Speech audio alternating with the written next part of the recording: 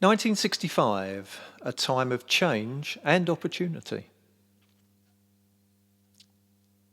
Much has been said and written about the 1960s and how they were a time of significant social change and radical technological thinking. But to provide you with a clear picture of that time, it's probably best if I tell you about my own experiences in the year I became a teenager. That's 1965. Living in London, it felt as if everything radical and new in the world either came directly from the capital or it happened in the capital. There was great music, startling photography, world-leading fashion, and radical design. Music played a very big role in our lives then, and our conversations were generally around the groups that we had seen on that week's Top of the Pops, or something we'd heard in the evening on the new pirate radio station, Radio Caroline. The only real debate among friends seemed to be whether you were a Rolling Stones or a Beatles fan, something that was brought into sharp focus with the release of the songs I Can't Get No Satisfaction and Yesterday in 1965. At that time, we seemed to be surrounded by vivid black and white images of pop stars and fashion models, images that influenced both our thinking and the clothes we wore. In my case, inspired by the photography of David Bailey, I bought a second-hand Agfa Billy Bellows camera from a junk shop in Catford and set up a darkroom in the unused coal store of our house. The camera used a large roll film allowing 2¼ by 3½ inch negatives, which enabled me to easily produce large poster-sized pictures as well as the more standard 10 by 8s. To save on cost, I constructed my enlarger from a very old half-frame Bellows camera, which I had found in a junk shop and cost me just a 10-shilling note, 50p in modern money. My photographs were a mix of scenes taken in the Kent countryside and southeast London girls that I knew. Watching the images appear in the dim red light of my darkroom as the photographic paper sloshed around in the developer was quite magical. In sport, my grandmother's friendship with the mother of the British heavyweight boxing champion, Henry Cooper, who lived close to us, might have led me in that direction, but boxing wasn't for me. Also, unlike many of my friends who went off to Millwall or Crystal Palace on a Saturday afternoon, I was not really a fan of football. After some initial success at athletics, winning the 880 yards at the South East London Championships held at the newly opened Crystal Palace track, I switched to cycling. The Herne Hill cycle track was just a short cycle ride from my house, and that year my school added cycle racing to their sports options. Racing on the track soon became a passion, as I found I was very good at it. I had a particular flair for both the individual sprint and team pursuit events. The local council-run track provided the bright red Colton racing cycles that we used, and we were not only taught race strategy, but also how to check and maintain the cycles. Flying around a bank track at great speed on a lightweight cycle with no brakes, where the only limit was your own fitness, gave a tremendous sense of freedom.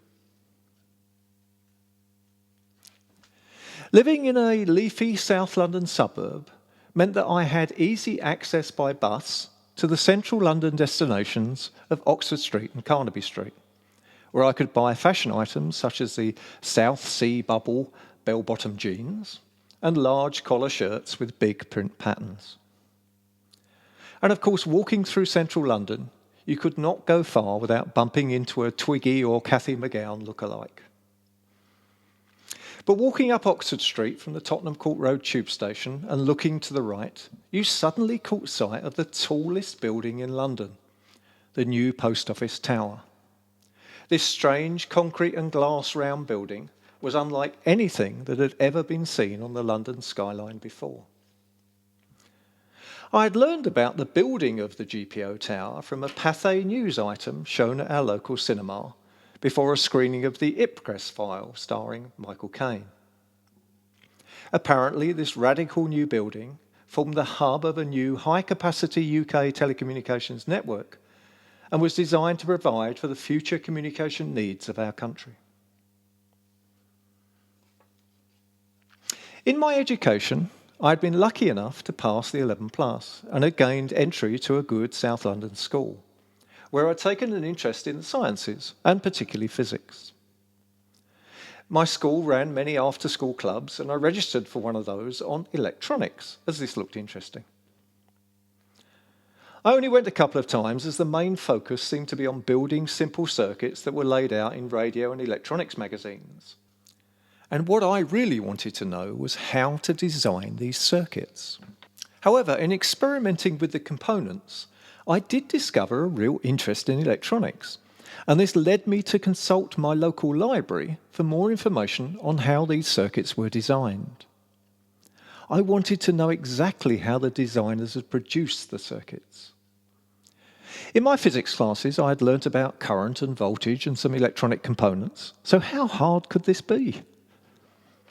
After searching the index system at my local library, I eventually discovered a couple of books that looked as if they would help. So I ordered them at the library reception desk. I was told that they were held in the British Library in central London and that they would arrive at my local library in a couple of weeks.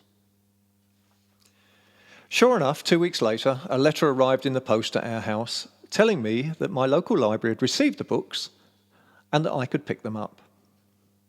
Although not exactly what I needed, they did provide some important insights. At about the same time, knowing my interest in electronics, my father brought home from work a 1960s Mullard valve data book, which was being thrown away. This data, together with my physics knowledge and the insights recently learned in my library search, allowed me to design my first valve amplifier, which I then constructed from some low-cost Army surplus components purchased from a shop in Lisle Street, which is situated just north of Leicester Square in central London. Utilising my newly acquired design skills and an old radiogram cabinet dragged home from my grandmother's house in Catford, I soon became the first person in my area to have a stereo record player. Suddenly, all my friends and I were able to enjoy the new and amazing sounds of stereo long-playing discs. The 1960s were a time of radical change, but I don't think at the time I was really aware of the social barriers coming down or new thinking taking over in almost every aspect of our everyday lives. This was just the world we lived in. However, it is true to say that there really did not seem to be any limits to what could be achieved if you worked hard and set your sights high. London seemed to be a city of enormous opportunity. I just had to discover the key.